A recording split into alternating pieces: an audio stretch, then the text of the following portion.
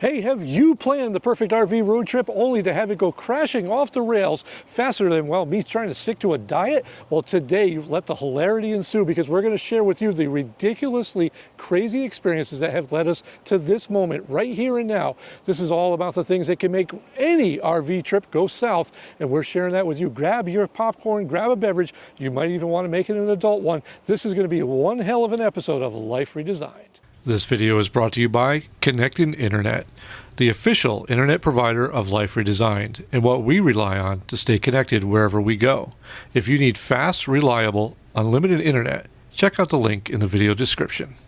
Well, Carrie, we're back at it again here in South Carolina. We're sharing with you, well, today's video is going to be something that sparks a lot of controversy around a campfire or two, and that is all the things that can ruin an RV trip, as we have experienced firsthand. And I couldn't think of a better way to do this, Carrie, than with the old school list and the phone of knowledge, because we lost the notebook that had all our good stuff in it. But we've recreated all those moments, all those memories right here, and we're going to share all this nonsense with you today so that you hopefully don't go through what we went through in the 2026 camping season.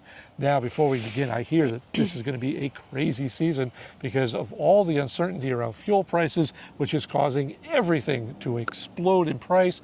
And as we've seen here in the South Carolina area, the rates here for camping this year are a hell of a lot higher than they were last year.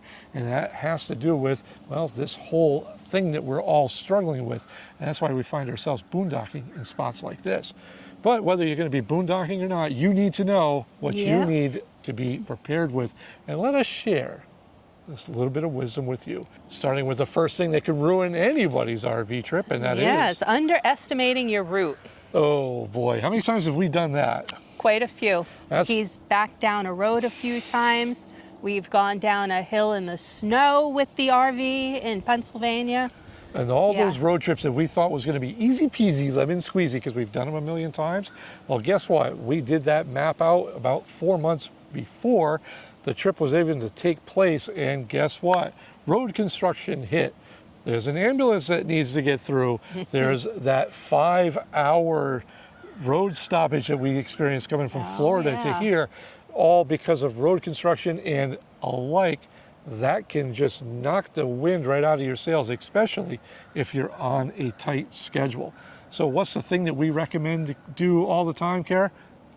Take it slow, nice and slow, and always allow yourself extra time to make sure that when things like that happen, you're not like me, who's about ready to put his fist through the windshield because the car in front of you wants to leave a half-mile spot between them and the car in front of them. And you're like, no, somebody's going to cut me off and I'm never going to get there. So if your trip says it's only going to take you 6 hours, plan on 8, just to be safe. That's a good rule of thumb. Carrie and I, for about every 8 hours, allow ourselves about an hour and a half or so for extra stops. And as a multi-day trip, we like to make sure that we have an extra day just because of all the things that can go wrong. That being said, how many times have I really prepared with an extra day? Probably never. Maybe once, just once, when we were in California. Unless there was a rest area along the way. Other than that, no. But yeah, all that stuff, make sure just go slow, you're going to get there okay. Yep. What's the second one, Kara? Ignoring maintenance. Okay, so I've been guilty of this, I'm not going to lie. There's times that I forget to check the wheel bearings. There's times that I forget to check the tire pressure. I like to think that I'm in control, but I'm not. So I'm going to recommend to you to make sure that you check your air pressure all the time or have a TPMS system. Make sure that you know when those bearings were packed. And for the love of God, get up on the roof every once in a while and make sure that everything that's attached up there is still attached.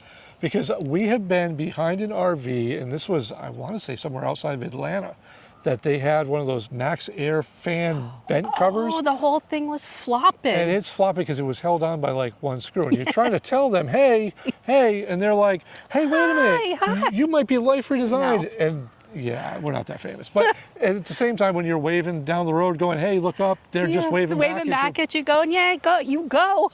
Like, get out, no. Take a look at your rig, make sure that at least the stuff that you should be doing, you are doing, and even the stuff that you think is still attached up there, make sure it's still attached. Absolutely. All right, and I believe we got more of these. So what is the next one? Oh, the one that I can't live without is power. So power planning problems. All right, now what Say happens? that 3 times fast. What happens when you don't plan with power? I get pissed. And that's pretty much it. So whether you're out there in an RV resort on the beach or you're just enjoying boondocking here in an undisclosed location in South Carolina because you're fancy YouTubers like us, you want to make sure that you have the power that's going to be for your needs. Whether it's a work from remote situation like me, or you have a CPAP machine or stuff that you need power for, make sure that you have all that stuff prepared, and make sure that you even have a little extra. I like to carry an extra solar blanket just in case I can't get to charge stuff, because all it takes, really all it takes, is one rainy day for about 24 hours to not be able to recharge stuff, and I'm screwed. And it's just the way it is. And I've got a couple extra battery banks. We have lithium, we have inverters, we have all that stuff. But I rely heavily on this sun when we're doing spots like this. Mm-hmm. And they don't happen often. No. But, you know, at the same time, how many parks have we been in that have lost power? Quite a few. We probably can't even count after 4 years. If you're in a hot climate like Arizona, for instance, in the middle of the summer, make sure that you have a generator or something, because if that power, even at the park level, goes out, you're going to sweat to death. Don't do that. Don't sweat. Don't be a sweaty guy in an RV. Nobody wants that. No, because then you'll have this issue. You'll be smelly, and you're going to have holding tank disasters. Oh, and speaking of holding tank disasters, we've been through this with our original rig, and that one there, we had to have the black tank replaced finally in Texas, but we nursed that along for how many months? Quite a while. And until we could get to an appropriate spot to have Armando replace all of our black tank. And that is something, boy, if you're not prepared for that, it can happen. Make sure, one, that you have a way to clean out your black tank. That's always the thing. I like to personally back flush before I leave every RV park. Yeah. Because you never know, because we've been in spots like where we just Lake Gaston that did not have sewer at the site. No, surprise. And I wanted to, it's a good thing I had cleaned everything out, because, you know, it sits there a little long. Well, he does. He does it a lot. And then we have this long stick thing that you stick in the toilet, and it just cleans. Oh, the magic wand. That thing. Yeah, so we use that like every other 2 times, maybe. Yeah, about 2 or 3 times of a stay or someone will go in from the top down. Well, yeah. But the most part handles from the back flush. Lots of liquefied or digested. Always recommended. But you don't want to have a black tank disaster. And make sure that you don't rely on the gauges, those little things that tell you. Sensors, yeah, they're never quite accurate. Make sure that you listen, because that bowl will tell you a lot more than you probably ever want to know. But it will give you a good indicator of when you're about to go too far. And we'll leave that there. Yeah. What's the next one, Kara? Food and water fails. Oh, yeah. So we've done this. We've done this, and we've done this here, as a matter of fact. Especially in Goliath, because, well, in Humphrey, we have access to the whole entire RV. So snacks and food, or the access to the refrigerator, was never an issue. And now in Goliath, all the slides close that, and you have access to nothing in the kitchen. So we typically take it with us, except... Yeah, there's times that we've forgotten to pack a lunch, and then you're relying on road food, and that's never a good thing. No. I don't want to have a Taco Bell from a truck stop somewhere. Oh, gosh, no. And we have, and it's not good for her. But seriously, food fails. Another thing that we've done, especially here, is we forgot to stock up before we got here. And while this place is nice, remote, and quiet, and made just for Carrie and I, it's about a 40-minute trek to go get food. And had we planned ahead of time, we would have had all the provisions we needed and all the snacks. Instead, we got here, we unhooked, we got everything set up. I looked at Carrie and I went, I'm hungry. And she's like, what else is new? And we had to go back into town. You got to get creative sometimes, though. Food on the road is a big thing. Make sure you always have something to get you through, maybe a little portable cooler or something. And once you're going to get somewhere, especially boondocking in remote situations, make sure that you have food on hand to cover the days that you need. Absolutely. And the next one.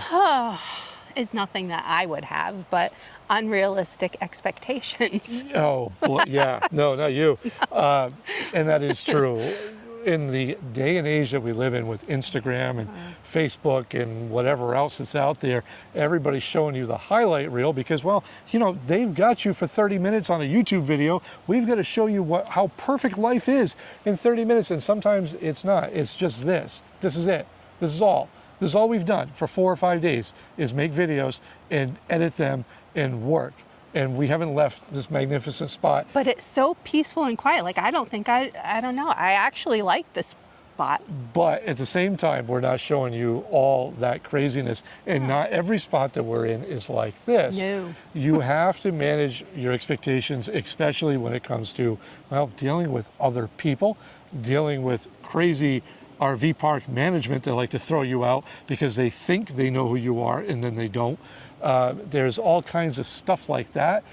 Manage your expectations and you'll have a better time.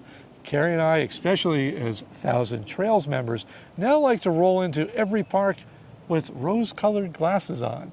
And we go, this is going to be a great stay, even if it's Diamond Caverns in Kentucky. Oh, sweet Jesus. And on that note, the next one. Oh. You don't, well, you know what? You do this.